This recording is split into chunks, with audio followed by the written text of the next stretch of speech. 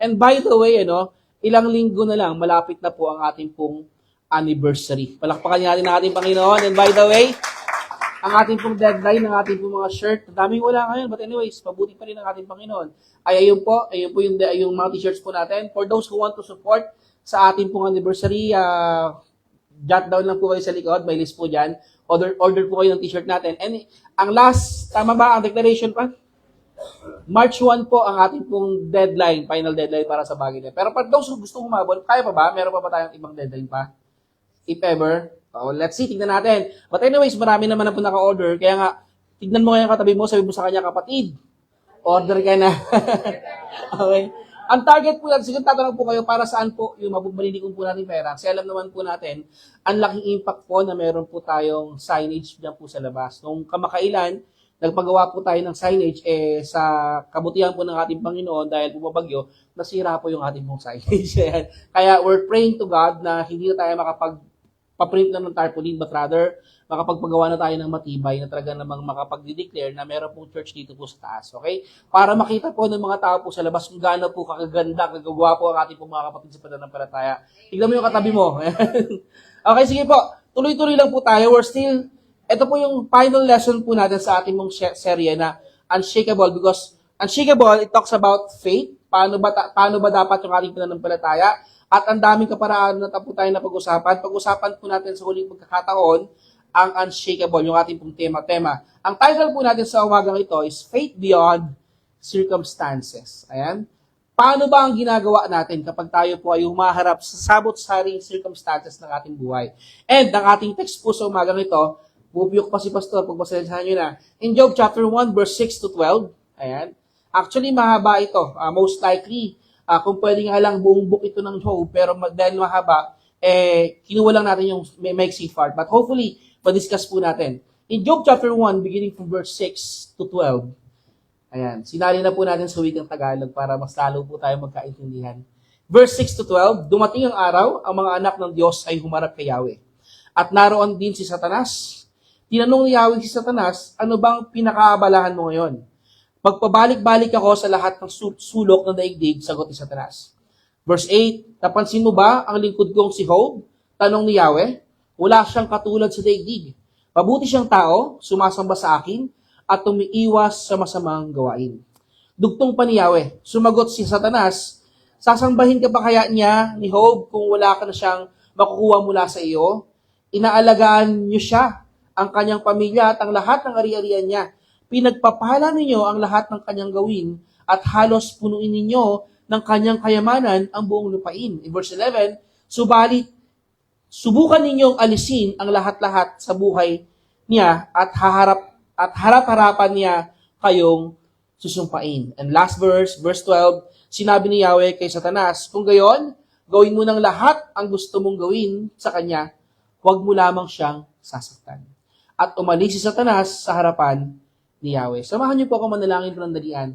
Father in heaven, once again, we want to greet you, Lord, a pleasant morning, Lord Jesus. Good morning, Lord Jesus. At alam po namin, O God, na ito pong umagang ito ay hindi mo hahayaan na hindi po mapuno ng pagpapala, Lord. Not just material things, not just financially, but higit sa lahat, Panginoon, ng wisdom, kaalaman mula sa inyo pong salita. Sapagkat we know, Lord Jesus, na iba ang bigat, iba po, Panginoon, ng kayamanan na meron po ang inyong pong salita.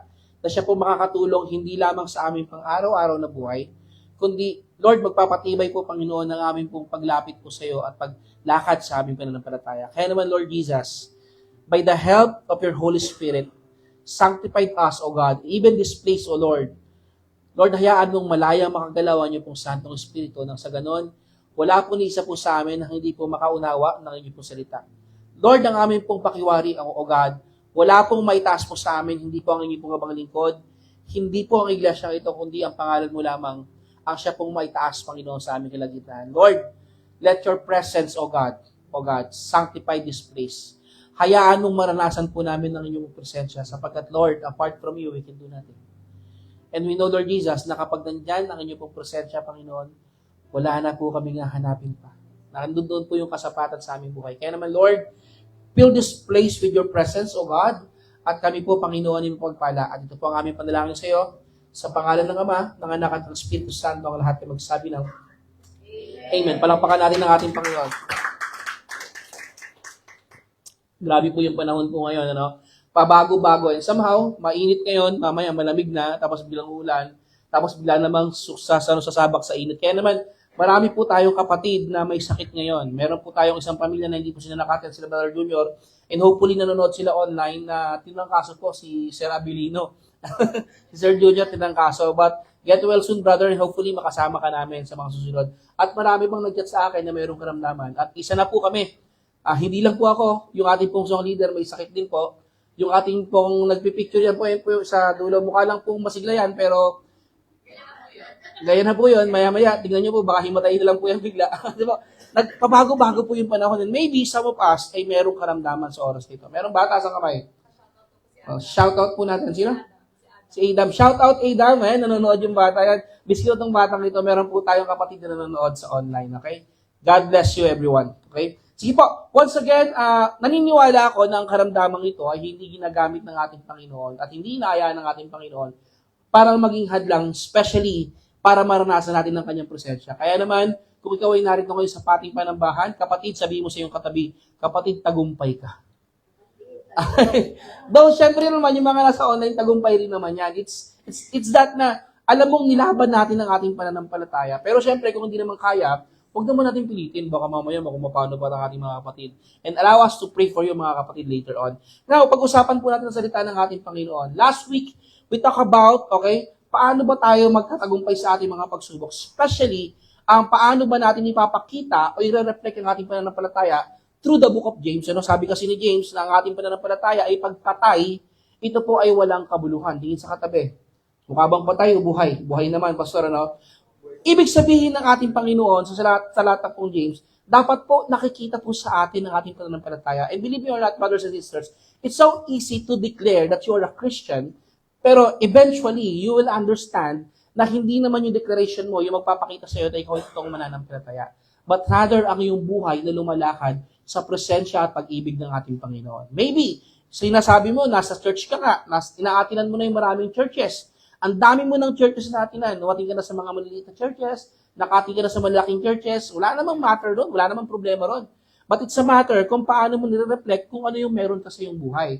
Kung wala namang sa iyo si Kristo at wala namang pag-ibig sa iyong buhay, I doubt na nabubuhay sa atin ang pananampalataya. And most likely, kapag ganito po yung nangyayari po sa atin, alam niyo po, yung mga ganitong klase ng pananampalataya, konting problema lang, nawawala agad. Tingin sa katabi. Konting mabigat na problema lang, naiisipan agad magpakamatay or whatsoever. And hopefully, huwag tayong dumaan sa ganong sitwasyon. But I believe, kung totoong nakilala natin ang ating Panginoon, God will be the reason also para po tayo ay lumakas sa ating pananampalataya. And one of the story regarding faith, ay ito po, napakagandang story, is si Job. Alam ko naman marami sa atin, pamilyar sa kwento ni Job, pero mas kilalanin natin si Job, ano? Alam niyo po, pag inatras po natin ang ating pagbabasa, who is Job? Pag inatras po natin ang ating pagbabasa from verse 1 to 3, describe po ng ating Panginoon kung sino ba si Job. Tingnan niyo itong mabuti. May isang lalaking nakakita sa lupain ng Uz na nagngangalang Job. Siya'y isang mabuting tao. Unang-una si Job ay isang mabuting tao. Sumasamba sa Diyos, mayroong relasyon sa Diyos, at umiiwas sa masamang gawain. Okay? Ibig sabihin, doon pa lang sa karakter na yon, ay masasabi na natin, ay, si Job talaga namang napakaganda ng attitude ng taong ito. Di ba? Imagine mo yun, ha? Okay?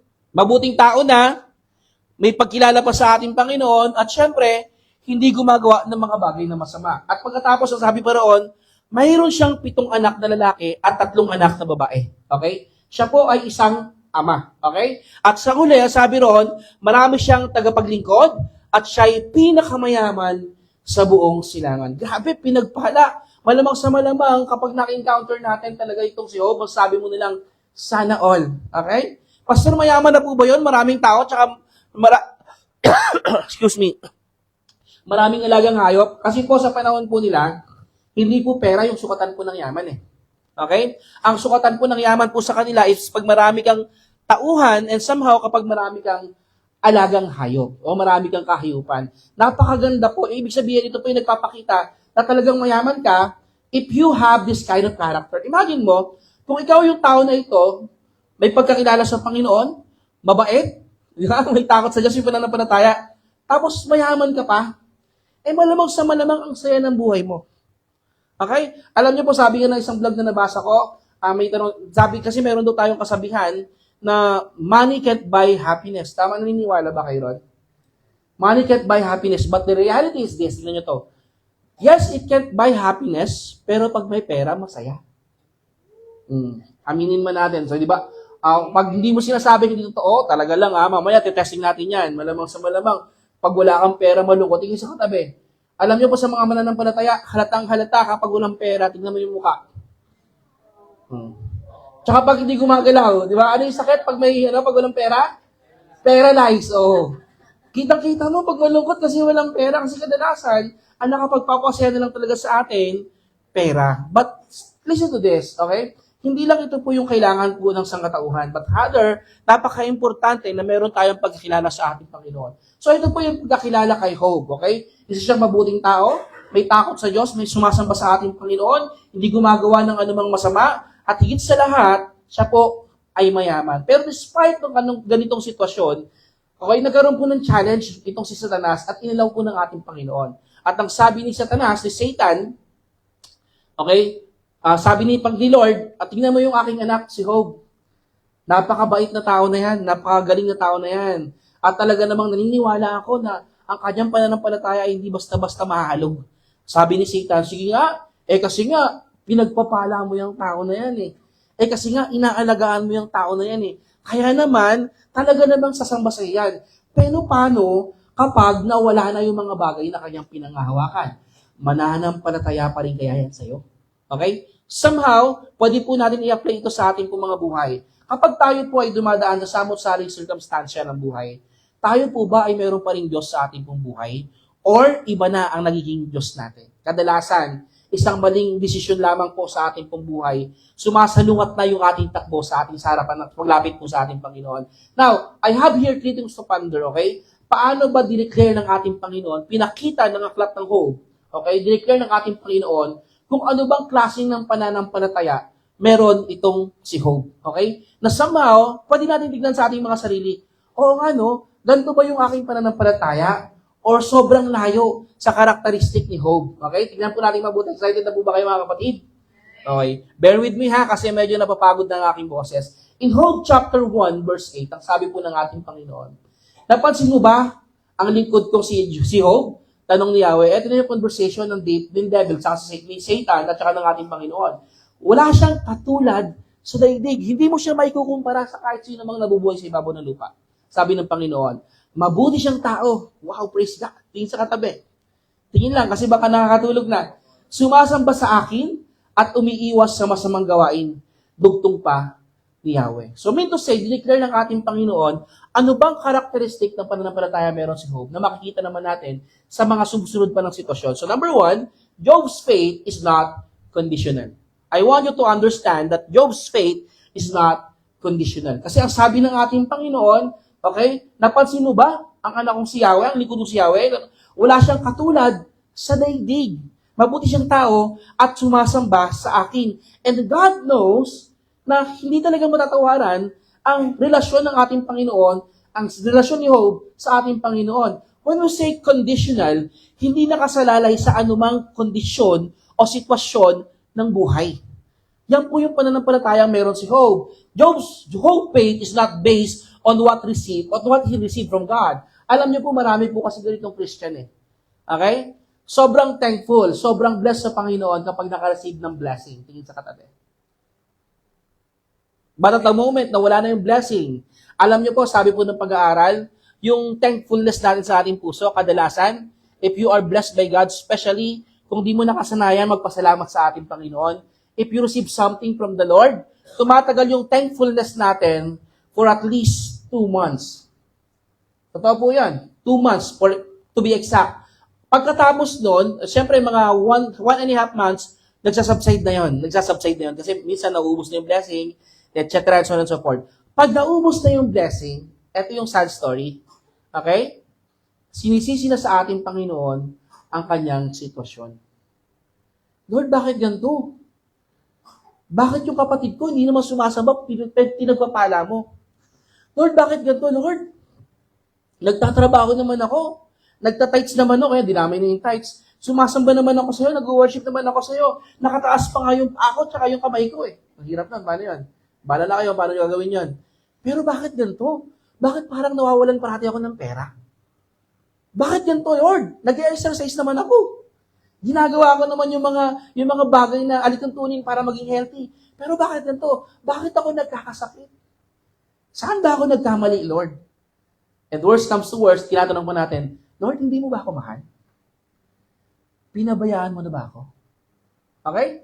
That's the one of the reasons kasi it is normal for us na i-compare ang ating sitwasyon, especially sa mga nakakasama po natin. But listen very carefully. Bilang isang mananampalataya, don't ever compare yourself sa ibang tao. Huwag na huwag mong gagawin yan. Why? Okay? Iba ang pagkalika sa iyo ng Panginoon, iba ang pagpapalang nakadeserve, nakalaan para sa iyo, iba ang paggalaw ng Panginoon sa ibang tao. Are you with me? So it is not based to what he received. He honored God for who God is, not for who God gives. Okay? Kilala ni Job ang ating Panginoon, hindi dahil tumatanggap siya ng maraming pagpapala. Kilala niya ang Diyos kasi siya ay Diyos.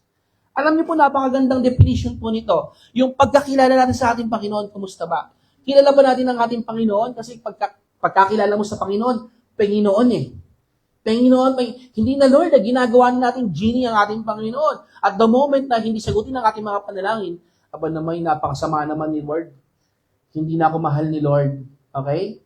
And somehow, it's so easy for us to sway, especially kapag may naka-receive tayo mga text message eh. Pero ngayon, messenger message na, or di naman kaya mga post sa FB. Okay, ano yan? Pag nakakita ng picture, maraming pera. Okay? If you want to be blessed, share mo tong picture na ito sa 10 taong iyong pinagkakatiwalaan at sigurado ang blessing ay tatanggapin mo pagkatapos mong ma-send. Diba? Ikaw naman, send ka ng send. Kaya? Ba't ganun hindi ko na-receive? Kasi sumobra yung send mo eh. Hindi naman kaya, kulang yung send mo eh. 9 lang eh. Sabi ng Lord, 10 eh. Hindi kasi tama yung instruction. O hindi naman kaya, dapat hanggang 12 lang eh. Lumampas na, alaunan eh. So kadalasan, doon natin binabase yung kasaganahan ng ating buhay. But listen to this. Okay? If you truly know God, mananampalataya ka sa Kanya, even without a blessing. It is not based on condition. Mature faith says, I will serve God because He is good. Hope's faith was not based on what he received from God. He honored God for who God is, not for God who gives. Are you getting my point? Kinikilala niya ang ating Panginoon kasi Diyos siya. Mawala ang lahat ng bagay, ang Diyos mananatiling Diyos. Are you getting my point? Mawala yung lahat ng ating pinapahalagahan, mawawala tayo sa ibabaw ng lupa, pero ang Diyos ay mananatiling Diyos. Kaya naman si Job, nananampalataya sa ating Panginoon, he is not based on condition because he know God is God. Are you with me? Walang maipapantay sa Panginoon. Conditional faith says, I will serve God if life is good. Ayun yung condition, no? At alam niyo po, marami po akong nakilalang ganito mananampalataya. Kasama mo sa church, pagpaldo-paldo. Tingin sa katabi.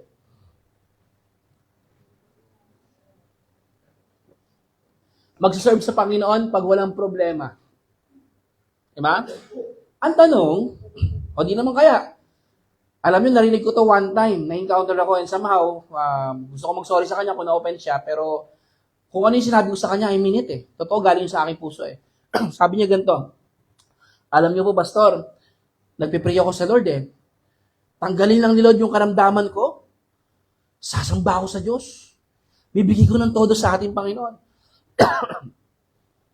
Na-confuse ako. Wala namang problema if you have that kind of heart. But the question is, you are bargaining to God. Paano pag di ka pinagaling? Hindi ka nasasamba sa Diyos. Paano pag di ka pinagpala? Hindi ka na lalapit sa ating Panginoon. So, confusing siya. Kaya sabi ko sa kanya, kapatid, alam mo, sumamba ka sa ating Panginoon kahit hindi ka pa pinapagaling. Alam niyo po, hindi ko na po nakita. Hindi naman po dito sa church, matagal na po yun. Matagal na po nangyari yun. Nung ako yung nagbabible study pa sa malayong lugar. Hindi ko na siya nakita. And malamang sa malamang na-open. But I mean it. Kasi sa totoo lang, alam niyo po, ang ating Panginoon, hindi siya nag-aantay na may gawin tayo sa Kanya para tayo po ay maglingkod sa Diyos. And actually, even na hindi mo pa nare-receive ang pagpapala, pwede kang maglingkod sa Panginoon. And most likely, ang nadahilan sa atin kaya hindi tayo makapaglingkod sa ating Panginoon because yung mga bagay na gusto mong ibigay sa atin ng Panginoon, mas siniyayakap na natin kaysa sa Diyos. Remember, brothers and sisters, embrace natin kung sino po yung sinasamba po natin, hindi po yung binigay ng sumasamba. Are you getting my point? Love the blesser, not the blessing. Okay? Palakpakan natin ang ating Panginoon. Tignan nyo ito mabuti. Okay? Conditional love. Kasi, Pastor, paano po yun? Sabi po ron, dineclare ni Lord, yung sitwasyon na nangyari kay Job. Pero ano po ba nangyari kay Job? Tignan po natin. Actually, maraming nangyari sa kanya. Ito po yung nangyari kay Job. Basahin natin from verse 13 to 19. Medyo mahaba po ito, but bear with me. Isang araw, nagkakainan at tagiinuman. Ito na yung nagkasundo na si Lord at si Satan. Sige, I allow you. Gawin mo lahat kung anong gusto mong gawin kay Job. Basta importante, huwag mong papatayin ha. Huwag mong sasaktan. O deal.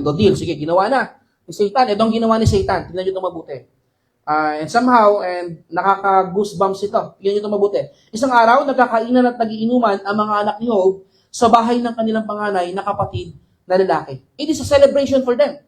They are celebrating. Tignan nyo to, but despite my celebration, meron pong lumapit na tao. Sabi nito, walang ano-ano dumating kay Job ang isa niyang tauhan. Sinabi nito, kasalukuyan po namin pinag-aararo ang mga baka at nanginginain naman ng mga asno. So, kumakain sila. Ano naman? Kumusta naman? Sabi nito, nang may dumating na mga sabeyo, kinuha po nila ang mga baka at mga asno at pinatay po ang aking mga kasama. And somehow, yun po yung kinabubuhay ni Job, na walang siya nakabubuhay. Ako lang po ang nakatakas upang magbalita sa inyo. Hindi lang po doon natapos. Sabi po sa verse 16, hindi pa ito nakatatapos pagbabalita ng may dumating na namang isa. So may dumating na, meron na namang balita na dumating. Sabi nung tao, sinabi naman ito kay Job, tinamaan po ng kidlat ang mga tupa at mga pastol at namatay lahat. Ako lang po ang nakaligtas upang magbalita sa inyo. Look at the scenario.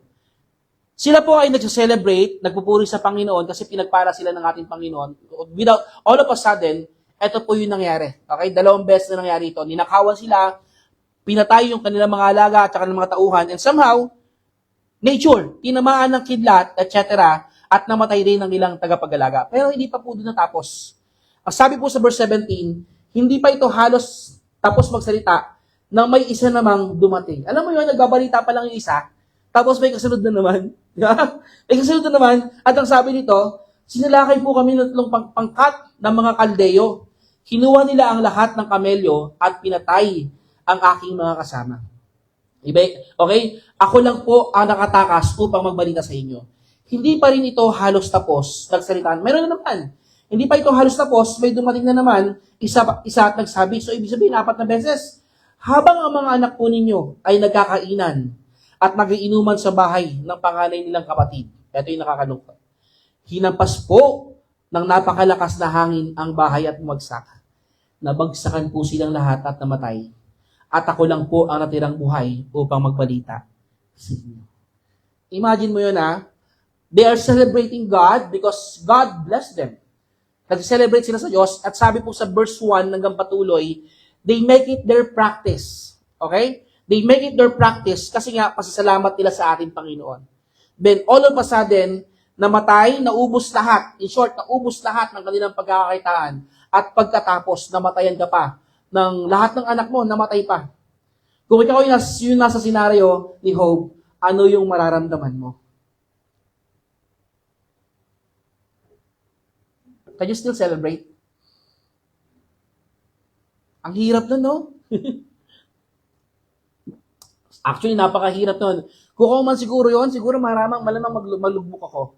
Okay? Hindi ko kayang i-compare yung aking kalagayan dun kay Job. But this picture us na ang ganda pa rin ng tingin ni Job sa kabila nung nangyari sa kanya. Tingnan niyo yung response ni Job. In verse 20-21, tumayo si Job, pinunit ang kanyang damit, nag-ahit ng ulo, pagkatapos nagpatira pa siya at sumamba sa Diyos. Mean to say, despite everything happens, namatay ang kanyang mga alaga, nawalan siya ng pagkakitaan, nawalan pa siya ng mga mahal sa buhay ang kanyang mga anak. Pero sa kabila nun, hindi niya tinalikuran ang Diyos. But rather, sumamba at nagpasalamat pa sa Panginoon. Ang sabi niya, hubad akong lumabas sa sinapupunan ng aking ina, hubad din akong mababalik sa lupa. Si Yahweh ang nagbigay, si Yahweh rin ang babawi. Purihin si Yahweh. Grabing mindset ni Job. Napakaganda ng mindset ni Job. Samantalang, many Christians nowadays, wala nang pamasahe, hindi mo na makikita sa church yan eh. Hello? Wala nang pamasahe, hindi mo na makikita sa church. Ubuhin na ng... Pastor, mamamatay na po ako, di po na ako atin sa church. Kapatid, inuubo ka lang. Pastor, masakit po yung binti ko eh. Masakit po yung ulo ko eh. Hindi po ako makapunta sa church. Ulo mo ba panlalakad mo? Nakita na kayo nun, pinalakad yung ulo? Paano naman? Okay? Ginagawa nating dahilan yung mga bagay na hanggat maaari, gusto mong gawing excuse sa pagsama mo sa ating Panginoon. But listen to this. Okay? Hindi tinatanggap ng ating Panginoon ng mga excuses. God deserves our best. Are you with me? Kasi tingnan nyo itong mabuti. Yung pagdalo mo sa panambahan ng ating Panginoon, I'm not saying na dito ka lang umatin sa Heart Community Church. But listen to this. If you're truly a believer of God, don't miss Sunday service. Why? Kasi tinatalagayan ng ating Panginoon para sa'yo. Para magkaroon kayo ng, sa Tagalog doon? Ng communication. Okay? Basta naiintindihan nyo ng communication, di ko nakalimutan ko yung Tagalog terms. Diba? Magkaroon kayo ng connection ng ating Panginoon. That's the only time na pwede mo kausapin ng ating Panginoon kasama ang iyong kapatid sa pananampalataya. But then again, mas pinili mo pa mag-swimming? Are you getting my point? Pastor, kasi po, minsan lang po yun eh. Tapos posting. Okay? Vitamin C. Uy, galing naman. Wala namang problema doon.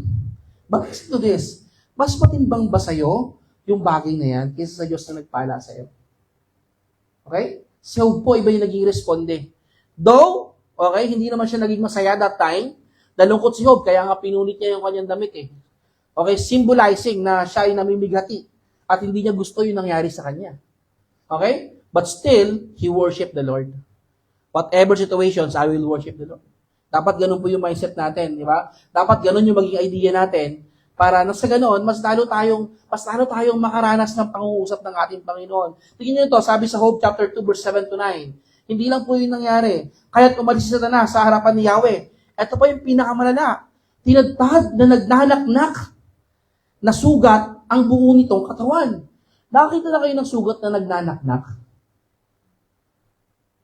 Have you ever experienced na magkaroon kayo ng sugat na nagnanaknak? Gusto nyo describe ko kung paano yung tsura nung nagnanaknak. Yung sugat na medyo basa-basa, na medyo may sabaw ng konti, na puti. Nana, pero minsan hindi naman nana yun eh. Nagnanaknak talaga nang nagsasabaw siya. At alam nyo, mahanginan lang yun ang sakit nun. Hindi mo pa ginagalaw, lalo na pag nabasa. Napakasakit nun. And listen to this. Ang sabi ng Bible, si Job daw po ay tinadtad ng sugat ng dyablo. The devil creates, okay, itong mga sugat na ito para mas lalong pahirapan si Job. Naupo siya si Job sa tabi ng basurahan, tingnan niyo ito mabuti. Ito na lang ginagawa niya, at hinamot niya ang isang pirasong basag na palayok. So nakita siya ng basag na palayok, kinuha niya yon, at yung pinakahamot niya. Okay, yun na kasi wala siyang magawa. Malamang sa malamang, ibig yung daliri niya, nagsusugat niya eh. Okay? Will you still worship your God sa kabila ng ganitong kalagayan? Tignan niyo itong mabuti. At sa verse 9, sinabi ng kanyang asawa. Ito yung pinakamabigat sa lahat. Okay? Namatayan ka na ng anak, nawalan ka na ng business, tapos yung kalaban mo pa, yung magpapabagsak pa sa'yo, imbis na magpalakas sa'yo, yung asawa mo. Yung asawa niya, sabi ron, sinabi ng kanyang asawa, mananatili ka pa bang matuwid? Sumpain mo na ang Diyos at nang mamatay ka na? Ano ka ba naman? Okay? Tingnan mo ang ginagawa sa'yo na Diyos, inahayaan kang magganyan, namatay yung business mo, wala na tayong pinagkakitaan, nawala na tayo ng anak, puro sugat ka pa, nakakadiri ka na. Sumpain mo na ang Diyos para mamatay ka na, para tapos na yung paghihirap mo. Okay? Pero sa kabila nito, hindi pinakinggan ni Job ang sinabi ng kanyang asawa. still serve the Lord. Okay? Kaya naman masasabi natin that Job's faith is not conditional. Okay? Listen to this. Sabi sa Habakkuk chapter 3 verse 17 to 18. Okay? Though the fig trees should not blossom, nor fruit be on the vines that produce, the olive fail, and the fields yield no food, the flock be cut off from the fold, and there be no herd in the stalls, yet I will rejoice in the Lord. I will take joy in the God of my salvation. Alam niyo po, kung dumating man sa pagkakataon, hindi ko alam kung kailan tayo magkakaroon ng sobrang bigat na problema, or maybe right now, you're encountering napakabigat na circumstances. Take heart. Hanapin mo yung kasiyahan sa Diyos. Are you getting my point? Mga kapatid, listen very carefully. Hanapin mo ang kasiyahan sa Diyos. Huwag sa solusyon na alam mo. Sapagkat ang ating Panginoon, siya po yung nagbigay po sa atin ng kaligtasan. Ang tunay na pananampalataya ay hindi nakabatay sa mga pangyayari. Ito ay nakaangkla sa katangian ng Diyos. Okay? Listen to this. Ang tunay na pananampalataya ay hindi nakabatay sa mga pangyayari. Ito ay nakaangkla sa katangian ng Diyos. Ang Diyos ay dapat sambahin sa panahon ng kasaganahan at sa gitna ng mga pagsubok. Hindi ka lang sasamba sa Diyos kapag punong-puno ng blessing. Okay? Gods deserve to be worshipped even in times of walang-wala tayo. Okay? Are you getting my point? Okay? Pwede bang palakpakan natin ang ating Panginoon? So that's number 1. Job's faith is not conditional. Then number 2, sabi ron, sa verse 9 to 10, sumagot si Satanas, sasambahin pa kaya kayo ni Job kung wala na siyang nakukuha mula sa inyo? Aba, matindi. Diba? Para tingnan natin kung kunyari, tayo yung kinakausap dito ng ating Panginoon. Tayo yung ina-example dito. Yang anak mo nakaupo na yan, sabi ni Satanas. Yang katabi mo na yan, sabi ni Satanas. Diba? Sasamba kaya pa kaya yan si Lord, kay Lord, kapag wala na siyang pagpapala mula sa iyo, Lord. Okay? Ilagaan niyo siya, ang kanyang pamilya at ang lahat ng ari-arian niya. Pinagpala niyo ang lahat ng kanyang gawin at halos punuin niyo ng kanyang kayamanan ang buong lupain niya. Okay? Anak ka kasi ng Diyos, kaya ka pinagpapala eh. Are you with me? Sino dito naniniwala, pinagpapala siya kasi anak siya ng Diyos? Walang pinagpapala, kundi lang pinagpala. Sino dito naniniwala, pinagpapala siya kasi anak siya ng Diyos? Okay. Paano pag wala na yan? Ano lang mangyayari sa pananampalataya mo? Pananampalataya pa rin kaya yan? Or hindi na? Because number 2, God declares that Job's faith is not compromised. Hindi siya nakukompromiso. Hindi nakikipagkompromiso ang faith ni Job. Ito ay pananampalatayang hindi sumusuko o nagpapahina. Listen to this. Kapag merong sitwasyon, humihina na. Take heart, kapatid. Kapag merong ang problema, sabi nga ni James, di ba? Be joyful. Magalak ka kapag merong ang problema. Kasi nga, pag merong ang problema, you have reason para mas lalong maging matatag. Are you with me? Gusto natin maging matatag sa lahat ng pagsubok. Paano mangyayari yun kung hindi ka susubukin ng ating Panginoon? Okay? Kinuwestiyon ni Satanas ang motibo ni Job. Kinuwestiyon niya. Kasi sinasamba ka lang yan eh. Kasi meron kang pagpapalak eh. Pero paano pag wala ng pag-alaga at pagpapala sa kanya? Sasambahin ka pa kaya ng tao na yan? Na para bang kanyang katapatan na nakakadepende lamang sa mga pagpapala? Sinusubok ni Satanas eh, na parang, etong si Job, bibitawan ka niyan, Lord, kapag wala na yung pagpapala. Kapatid, same thing with us. Bibitawan mo ba ang Diyos kapag wala nang pagpapala? Nakadepende ba ang iyong paglapit sa ating Panginoon kapag ikaw ay punong-puno ng pagpapala? Pag wala nang pagpapala, nandiyan na ba dumarating yung pagtalikod natin sa Diyos? Are you getting my point? Or kadalasan, Lord, wait lang, Lord, ha? Kasi, Lord, kailangan ko munang gawin to, eh. Babalik ako dyan, Lord, wait lang, ha? Diyan ka lang, Lord. Babalik naman ako, sandali lang naman ako, eh. Alam niyo po, marami pong ganyang pananampalataya. Marami pong ganyang Kristiyano. Kapatid, kung meron mga pagkakataon sa ating bubuhay, naging ganun po tayo, God is not our priority, gising tayo. Kasi hindi po nagiging matatag ang ating pananampalataya. Listen to this. God knows exactly kung anong pananampalataya meron tayo. He tests us for us to know kung ating pananampalataya ay ayos ba sa Kanya. Not for Him to know. Are you with me? Kaya nga sa simpleng kaparaanan pa lang, kung ikaw ay nakukompromiso agad at nasisira lang yung pananampalataya, maybe meron kang problema sa pagkakilala mo sa Diyos. Maybe maliit lang yung pagkakilala mo sa ating Panginoon.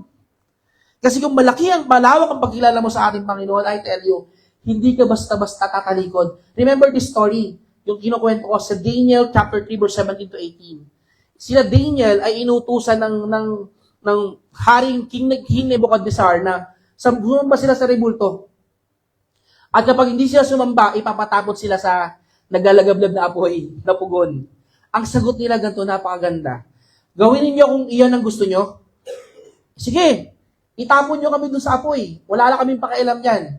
Ang Diyos, ang aming pinaglilingkuran, ang magliligtas sa amin sa naglalagablab na pugon at mula sa inyong kapangyarihan. Kung hindi man niya kami iligtas, hindi nyo itong mabuti ha. Ililigtas kami ng Diyos namin. Lahat, kasi po, nangyari po sa Daniel, lahat po ng Israelita lumuhod. Sumamba sa Diyos kasi nga, pag di ka sumamba, patay ka eh. Buhay na yung kapalit. But listen to this, itong tatlong ito, they follow yung utos ng hari. Actually, sila po yung pinagkakatiwalaan kasi napakasipag and nag-excel sa lahat ng bagay. Okay? Silang tatlo and even si Daniel, sa lahat ng pinagkatiwala sa kanila, for example, mass production, mas marami sila. Mas maganda yung kanila, etc. and so on and so forth. Sa lahat ng aspeto, nag-excel itong tatlong ito. At kahit sa mga pag-aaral, kasi pinag-aral po sila nung hari, nagkaroon po ng pagkakataon na pag-aralin itong tatlong ito. Lahat sila nag-excel. Okay? Hanggang sa, itong hari, may nakaisip ng idea. Gagawa siya ng rebulto, at yung rebulto na yun, dapat sambahin ng kahit na sino. Bukod sa kanyang mga kawal, syempre, given na yon, sasamba sila doon sa rebulto na yon. Pero syempre, itong mga Israelita, alam naman natin, na they are just captives nung bansa na yon. Pero itong tatlong ito, they haven't experienced the story of the great, yung pagkahati po ng Red Sea.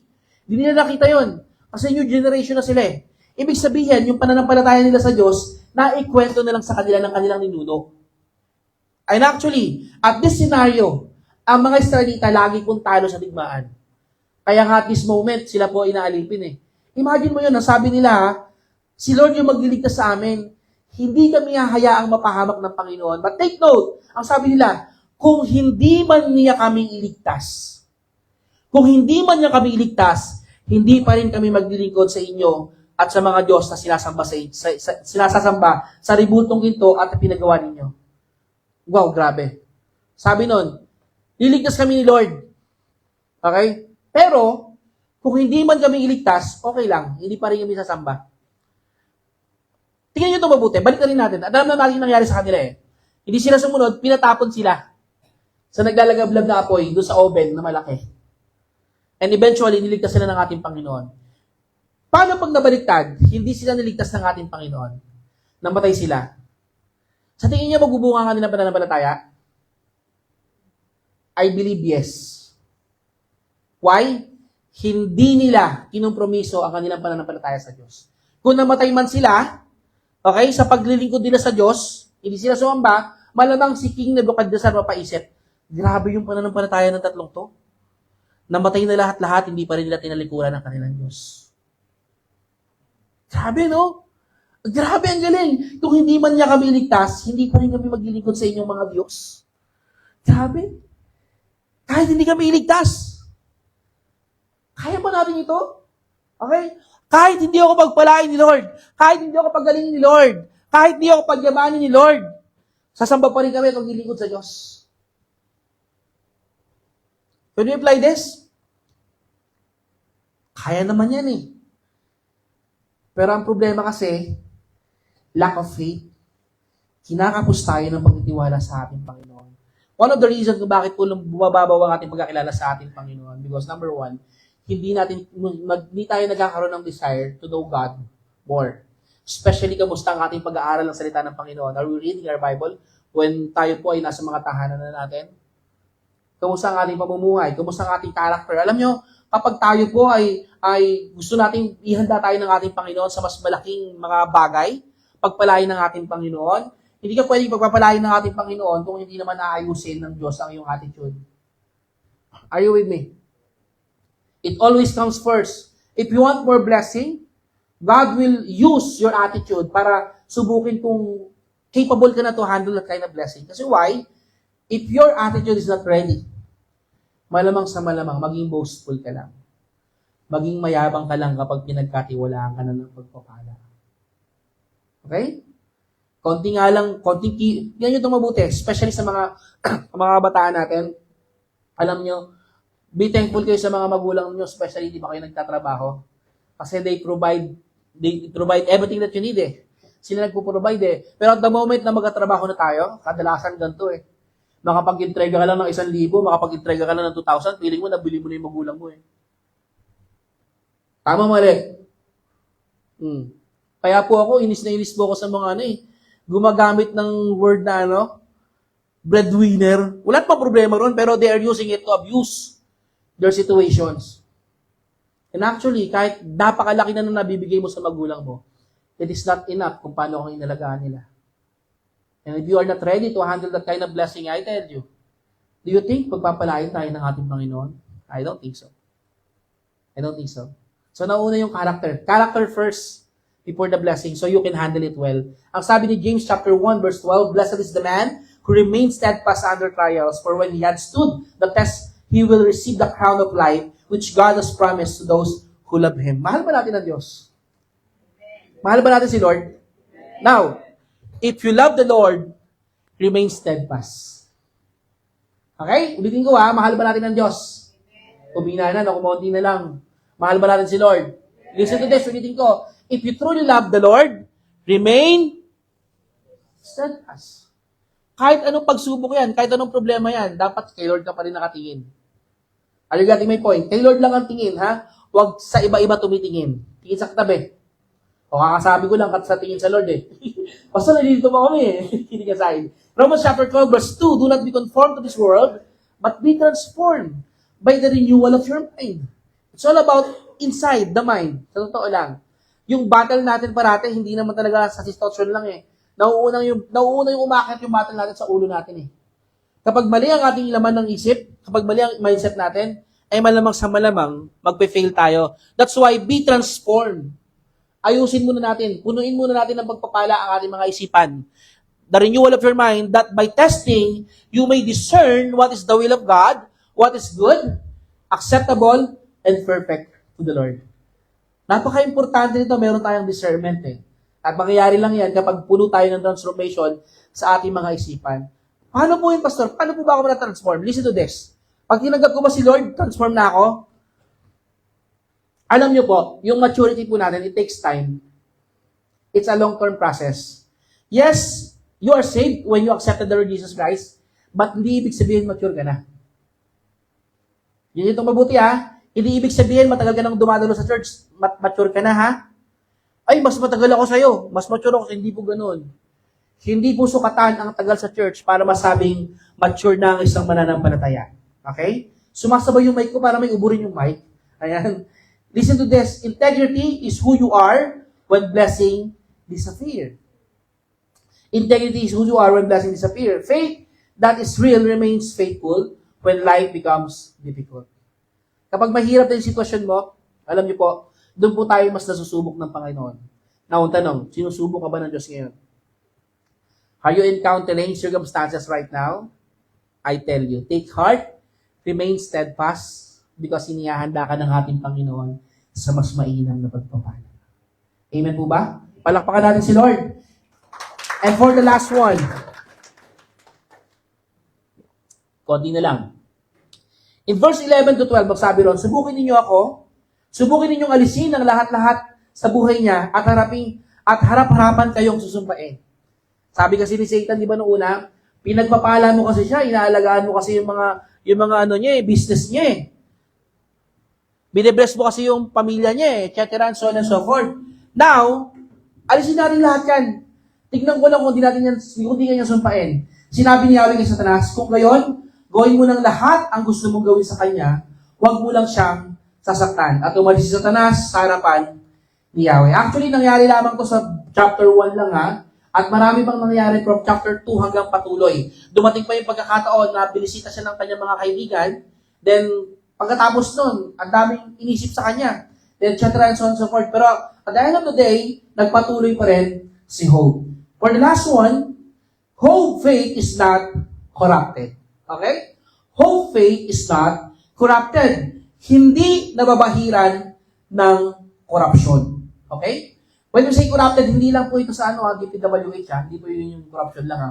Ang ating pong mga isipan, at even yung ating pong buhay, kadalasan corrupted din, eh. Depende ng ating mga nakakasama. Kaya naman sabi nga ng Bible, di ba? Be wise, piliin mo kung sino yung iyong magiging kaibigan. Kasi hindi lahat ng kaibigan makakatulong sa'yo. Sino rito maraming kaibigan? Taas ang kamay. Sino rito walang kaibigan? Taas ang kamay.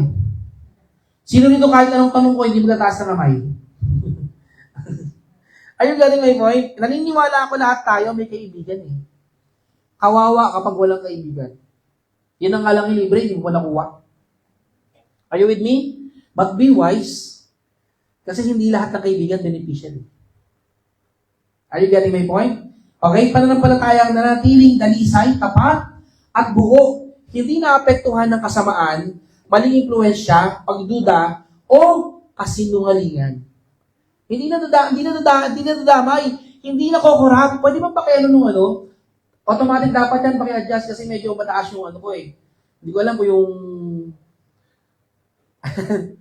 ayan, dapat automatic yan mga kapatid ha. Naniniwala si Satanas na ang pagdurusa ay sinisira. Okay? Ay sisira sa kanyang pananampalataya. Akala ni Job, akala ni Satan, na kapag naghirap itong si Job, tatalikuran niya na ang Diyos. Alam niyo, very basic itong atake ng kaaway. This is very basic na nangyayari po sa ating maraming mananampalataya right now. Okay? Maghirap lang yan. I tell you, sabi ko nga, hindi mo makikita sa church yan. Ganito ba tayo kapatid? Kung ganito po tayo kapatid, corrupted po ang ating pananampalataya. Pinahihintulutan ng Diyos ang pagsubok sapagkat ang debosyon ni Job ay tunay at dalisay. Kaya naman, nakita ni Satan, ayaw nga no, grabe yung dalisay yung puso nito. Sige, dayain natin yan. Yari ka sa akin, kukurap kita. Okay, ganyan ginagawa ni Satan eh. For example, nakita si Satan ng Christian na grabe maglingkod, ay kukurap ko yan. Pag lalaki ay, yari ka sa akin, bibigyan kita ng love life. Sisirahin ko ang pagdalingon mo sa Diyos. Ha? Pag parents naman, ay, sige, bibigyan kita ng maraming utang para magkamali ka, para masira pa na ng balataya mo. Di ba? Ganun po tayo dinadaya ng kaaway. Ganun po tayo tinutulak o hinahatak ng kaaway upang tayo po ay magkahulog sa pagkakasala. Kapatid, don't allow your faith to be corrupted.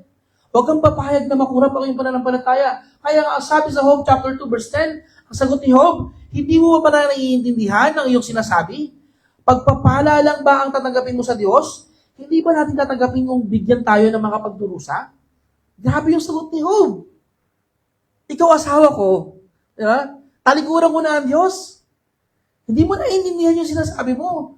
Sasamba lang ba ako sa Diyos kapag masaya lang ako? Pag malungkot na ako, hindi na? Tingin sa katabi. Sasamba ka ba sa Diyos kapag sinagot ka na ng crush mo? Paano pag di ka na-crush? Yan po yung nangyayari po sa atin eh. We are corrupted at hindi na po tayo sa Diyos nakatingin. Pero si Job, still, sa kabila ng nangyari sa kanya, at pagkatapos nang binigyan pa siya ng sandamukal na karamdaman, and to the point, kahit yung kanyang mga kaibigan, tinalikuran siya. But still, Job is not corrupted. Hindi siya pumayag na makurap ang kanyang kaisipan, ng kanyang puso, lalo na ang kanyang pananampalataya. Sa kabila ng kanyang paghihirap, hindi nagsalita si Job ng laban sa Diyos. Hindi siya nagsalita ng laban sa Diyos. Kaya nga mga kapatid, napakagandang practice po nito. Whenever na tayo po ay nagkakaroon ng samot-saring mga problema, huwag po tayo magsalita ng against sa Panginoon. Hello? Huwag kang magsalita ng gano'n na parang kasalanan ng Diyos kung bakit tayo nagkakasala. Kasalanan ng Diyos kung bakit tayo may problema. And sa totoo lang, even the Bible declares, whenever we encounter problems or mga trials or mga pagsubok, kasi nagbubunga yung desire ng ating mga puso eh. At ang desire ng ating mga puso, mandaraya po yan. Okay?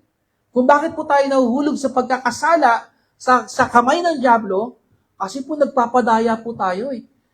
At yung desire na yon nagbubunga.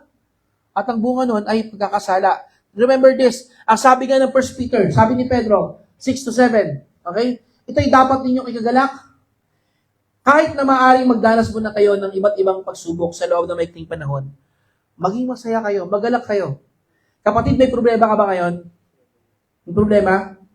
Now, kung may problema ka, magalak ka. Sabi ng Panginoon, magalak ka. Okay? Kahit meron kang iba't ibang sari ng iba't ibang klase ng pagsubok, ang ginto, bagamat nasisira, ay pinapadaan sa apoy upang malaman kung talagang dalisay. Gayon din naman, ang inyong pananampalataya na higit pa na mahalaga kaysa ginto. Ang sinusubok upang malaman kung ito'y talagang tapat. Sa gayon,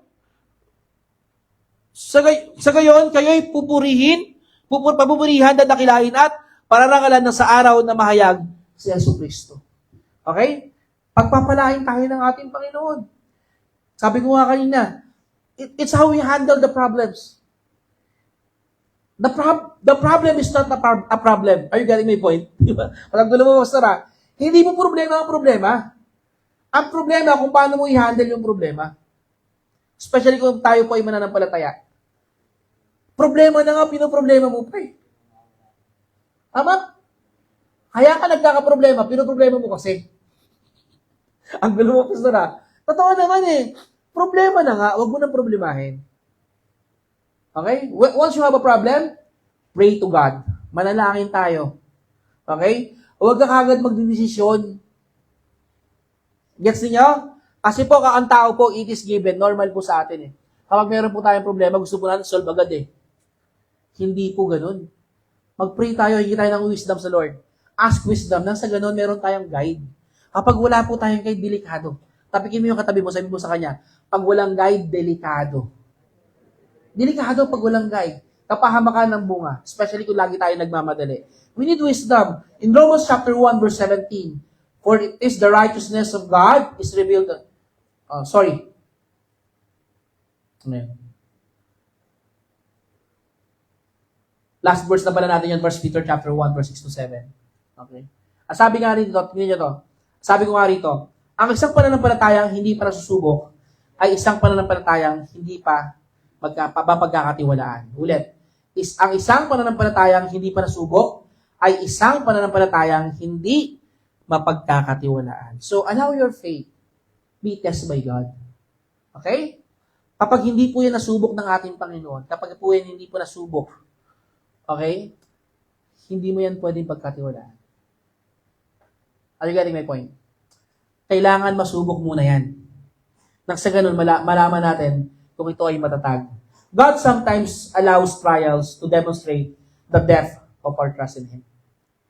Minsan, mas malalim yung bigat ng problema natin, mas lalong dumidiin ang ating pagtitiwala sa Diyos. And God allows it to happen. Nang sa ganun, mas lalo tayo magtiwala sa Kanya. Remember 3 things, brothers and sisters. Faith beyond circumstances is not conditional, not compromised, and not corrupted.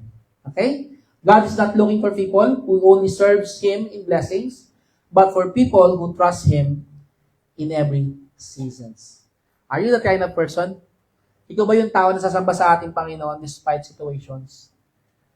Tayo ba ilalapit sa ating Panginoon kapag may pagpapala lang? Paano pag wala ng pagpapala? Remember the faith of Job.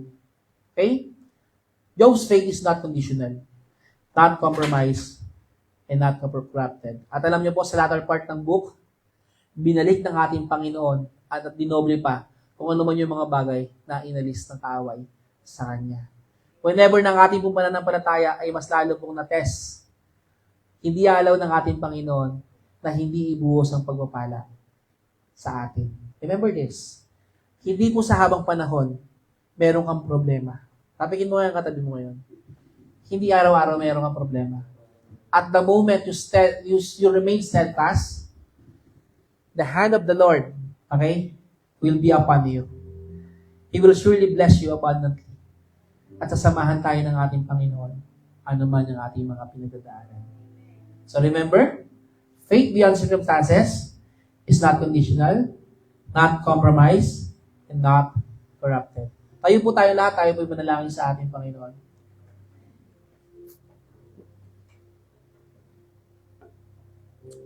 Alam niyo, napakabuti ng ating Panginoon because once again, He allows us to hear this kind of message.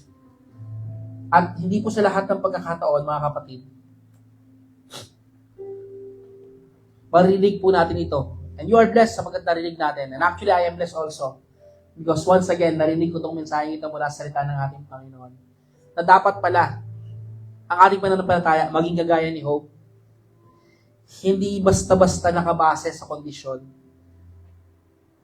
Hindi basta-basta nakokorap at higit sa lahat, hindi nako-compromise. And that kind of faith give us an assurance na meron pong pagkilos ng ating Panginoon sa ating pong buhay. Kapatid, I don't know your problem or situations right now. Or maybe, next month, di natin pag-uusapan ito because we're preparing sa ating anniversary. I don't know what kind of problems you will encounter next day.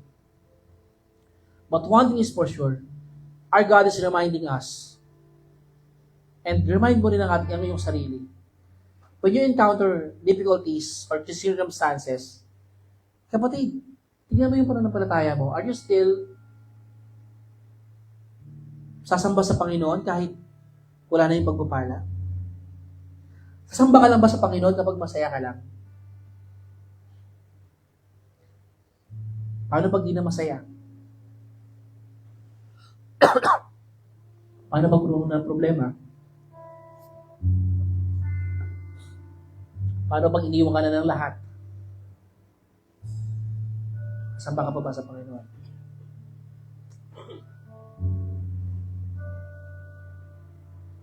Hopefully, samba pa rin tayo sa Lord. Don't base your circumstances on condition. And don't allow your faith be compromised. Kahit nang yaman, huwag kang papayag. And higit sa lahat, don't allow your mind to be corrupted. Tayo manalangin sa Panginoon. Hallelujah. Father in heaven, O Lord Jesus, you know each and everyone here, Panginoon, at you discern what's inside their hearts, Lord Jesus. Kaya naman nais po namin, samahan mo ang bawat isa po sa amin. Especially, Panginoon, kung kami man po, Panginoon, ay umaharap sa aming sabot-saring problema o pagsubok. We know, Lord Jesus, na hindi po madali. Pero ang sabi ng inyong pong salita, walang pagsubok na hindi po namin kayang harapin. Ito po ay mapagtatagumpayan po namin. Kaya naman, Lord Jesus, samahan mo ang aming mga kapatid. Kung meron po sa amin na panghihinaan ng loob, sa pangalan ng aming Panginoong Jesus, palakasin mo ang aming kapatid. Lord, gamitin mo, Panginoon, ang kanyang buhay para maging buhay na patotoo, Lord Jesus. Makapagpalakas po ang kanyang buhay, maging tulong po ang kanyang buhay, O God, sa nakaka-experience niya ng problemang kanyang hinaharap. Higit sa lahat, Panginoon, wag po kami makapag-isip ng masama laban po sa aming buhay. And especially, talikuran ka namin, Panginoon, bitawan namin ang aming pananampalataya, at sisihin ka namin, Panginoon, sa bigat ng aming sitwasyon. You don't deserve it, Lord. You deserve all our praises, all our 100%, Lord, because you are God. Maraming salamat, Panginoon. Pagpalain mo ang bawat isa po sa amin. Kung meron po sa amin, Lord Jesus, naka-encounter po ng hindi maganda sa kanyang katawan, palakasin mo sila, Panginoon. Pagpalain mo, Panginoon, ang kanilang pong mga buhay. At Lord, kung ano po yung desire ng kanilang puso, ibigay mo ito as long as hindi po ito makakasira sa kanilang puso at pananampalataya. We thank you, Lord Jesus. And this is our faith, Lord Jesus. We declare blessing upon blessing. In the mighty name of our Lord Jesus Christ, everybody say, Amen. Pagpalain po ang bawat isa. God bless everyone.